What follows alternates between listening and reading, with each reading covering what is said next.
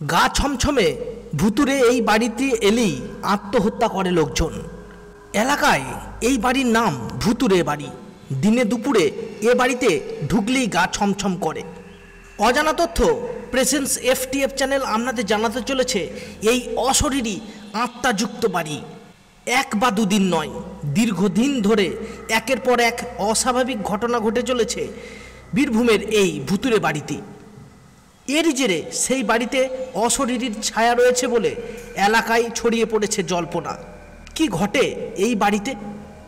পরিবারের 5 জন মানুষ ওই একই বাড়িতে বিভিন্ন সময় গলায় ফাঁস লাগিয়ে আত্মহত্যা করেছেন। এখানেই শেষ নয়, ওই পরিবারের আরও 2-1 সদস্যকে আত্মহত্যার চরম মুহূর্ত থেকে রক্ষা করা গেলেও একাধিকবার তারা নিজেদের শেষ করে ফেলার চেষ্টা করেছেন বলে খবর। ঘটনার সূত্রপাত বছর 20 আগেই। বাড়ির গৃহবধূ গ্রামেরই এক শিব মন্দিরে গিয়ে গলায় দড়ি দিয়ে আত্মহত্যা করেন। এর 2 বছর পর ওই পরিবারের আর একজন আত্মহত্যার চেষ্টাও করেছিলেন। সামান্য সময়ের ব্যবধানে লাগাতার অস্বাভাবিক মৃত্যুর ঘটনা ঘটতেই থাকে। মাটির পুরনো বাড়িতেই গলায় দড়ি দিয়ে পরিবারের আর একজন গৃহকর্তা ও গৃহকর্ত্রী ছাড়াও আরও বেশ কয়েকজন এইভাবেই আত্মঘাতী হয়েছিলেন।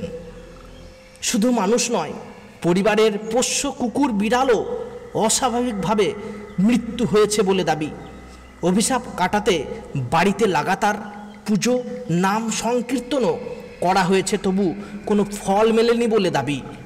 সম্প্রতি গত ডিসেম্বর মাসেও এই পরিবারের সদস্য এখানেই আত্মহত্যা করেছেন।